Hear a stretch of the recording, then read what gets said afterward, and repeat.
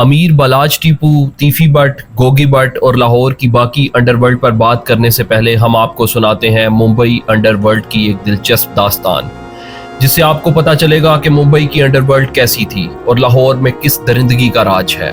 حاجی مستان، کریم لالا، داؤد ابراہیم بغیر کسی دو رائے کے وہ نام ہیں جنہوں نے دہائیوں تک ممبئی انڈر ورلڈ پر اپنی حاکمیت جما کر رکھی۔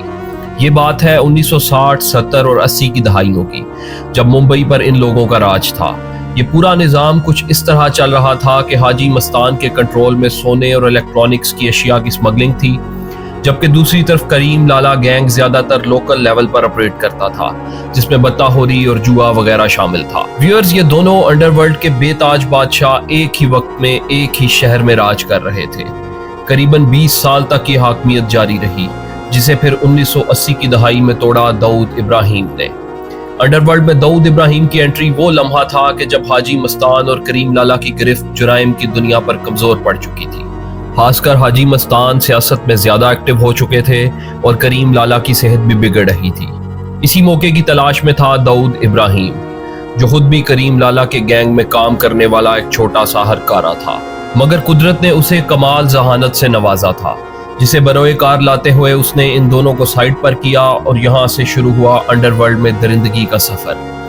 حاجی مستان وہی تھا جو کہا کرتا تھا کہ میں وہ کام نہیں کرتا جس کی اجازت ضمیر نہیں دیتا، مگر داؤد ابراہیم نے ہر وہ کام کیا ضمیر کی اجازت کا سوچے بغیر۔ آپ تاریخ پڑھ لیں کہ حاجی مستان اور کریم لالا کی خاصی اونچ نیچ تھی، مگر ان دونوں کے گینگز کے درمیان کبھی کوئی بڑی قتل و غارت نہیں ہوئی۔ حاجی مستان خود بھی طبعی موت مرا اور کریم لالا بھی۔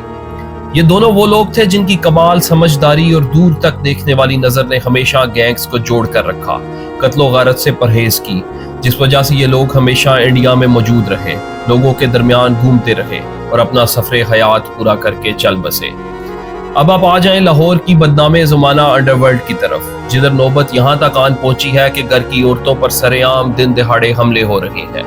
ایک شریف آدمی جاوید بٹ، جس کا کسی انڈر ورلڈ سے کوئی تعلق نہیں تھا، اسے صرف اس لیے مار دیا گیا کہ وہ ایک مشہور ڈان تیفی بٹ کا بہنوئی ہے، اور اس کی بیوی تیفی بٹ کی بہن ہے جسے متعدد گولیاں ماری گئیں۔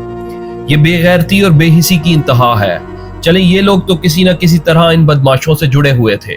اگر وہ گولی کینال روڈ پر جاتے کسی عام شہری کو لگ جاتی تو کون قصوروار تھا؟ یا اس دشمنی میں آگے چل کر جو مزید قتل و غارت ہونے والی ہے اس میں معصوم لوگوں کی بھی جانیں گئیں تو کون ذمہ دار ہوگا؟ امیر بالاج کا دادا قتل ہوا، باپ مارا گیا اور خود بھی محض 34 سال کی عمر میں مار دیا گیا۔ اب تیفی بٹ گینگ کی نظر اس کے چھوٹے بھائی امیر فتح پر ہے۔ کچھ دن پہلے تیفی بٹ نے شاہد چودھری کو ایک انٹرویو دیا، جس میں شاہد چودھری نے تقریباً ہاتھ جوڑ کر اسے ریکویسٹ کی کہ آپ بڑے ہیں، آپ کو بڑے ہونے کا ثبوت دینا چاہیے اور اس معاملے کو جانے دیں۔ مگر پورے انٹرویو میں تیفی بٹ کے منہ سے ایسا کچھ نہیں نکلا جس سے لگتا ہو کہ وہ معافی تلافی کے موڈ میں ہے۔ خدا کرے کہ سب حفظ و امان میں رہیں، مگر تیفی بٹ کے انٹرویو سے یہ چیز بالکل واضح ہے کہ وہ شاید دوبارہ اٹیک کرے گا۔ آپ غور کریں کہ 30 سال پہلے ہونے والی بات صرف اتنی سی تھی کہ بلا ٹرکاں والا جو بالاج کا دادا تھا، اس نے ایک کیس میں سے اپنے بیٹے کو چھڑوا لیا اور 2 دوسرے لوگ جو اس کے ملازم تھے ان کو جیل میں ہی رہنے دیا۔ یہ اتنی سی بات پر اب تک سینکڑوں گھر اجڑ چکے ہیں، مائیں اپنے بیٹے کھو چکی ہیں، بیگمات بیوہ ہو چکی ہیں اور بچے یتیم۔ ویور، ضرور ان لوگوں کے بارے میں خبریں سنیں، ویڈیوز دیکھیں، مگر خدا را ان لوگوں کو بالکل بھی گلیمرائز نہ کریں۔ یہ سب انسان نہیں، انسانیت کے نام پر کلنک ہے۔ یہ سب نام اور شکلوں سے مسلمان ہی لگتے ہیں، مگر کیا یہ نہیں جانتے کہ اسلام نے ایک ناحق قتل کو پوری انسانیت کا قتل کہا ہے؟ کیا یہ اتنے بے حس ہو چکے ہوتے ہیں کہ انہیں قتل کرتے یہ خیال نہیں آتا کہ اس شخص کے گھر میں اس کے ماں باپ بیوی بچے بھی ہوں گے؟ بالاج کے 2 معصوم بچوں کو یقیناً ابھی تک یہ پتہ بھی نہیں ہوگا کہ ان کا باپ اب گھر میں نظر کیوں نہیں آتا۔ اس کی ماں کا حال دیکھیں، جس نے پہلے اپنا شوہر قتل ہوتا دیکھا، پھر جوان بیٹے کو قبر میں اتارا اور اب اس کا ایک اور بیٹا اس سرکل میں گھسیٹا جا چکا ہے۔ دوسری طرف تیفی بٹ لوگوں کو دیکھ لیں تو دونوں بھائی مفرور ہیں، اداروں کو مختلف کیسز میں مطلوب ہیں اور چھپ چھپا کر جانے کہاں اذیت ناک زندگیاں گزار رہے ہیں۔ ٹک ٹاک پر بالاج، احسن شاہ اور ان سب کی ویڈیو کلپس پر لگے گانے دیکھنے کی حد تک تو ٹھیک ہیں، مگر کبھی بھی نہ تو ان لوگوں سے امپریس ہوں اور نہ ہی ان جیسا بننے کی کوشش کریں۔ یہ لوگ نہایت قابل ترس زندگی گزار رہے ہوتے ہیں، ہر جگہ سیکیورٹی، گھومنے پھرنے پر پابندیاں، ہر وقت یہ ڈر کہ ابھی کوئی آئے گا اور قتل کر کے چلا جائے گا۔ اور دیکھ لیں ایسا ہوا بھی۔ 2010 میں بلاج کا باپ قتل ہوا اور 14 سال بعد بیٹا بھی اسی طرح دنیا سے چلا گیا۔ یہ بالکل بھی قابل فخر زندگی نہیں ہے، یہ قابل ترس اور نفرت والی لائف ہے۔ کیا فائدہ ایسے کروڑوں اور اربوں روپے کے کاروبار کا جب آپ کی زندگی کی ہی ضمانت نہیں؟ تیفی بٹ کی زندگی پر کسی کو رشک نہیں بلکہ ترس آنا چاہیے کہ اس کی وجہ سے اس کے بہنوئی کو مار دیا گیا، بہن کو زخمی کر دیا گیا اور وہ جنازے پر بھی نہ آ سکا۔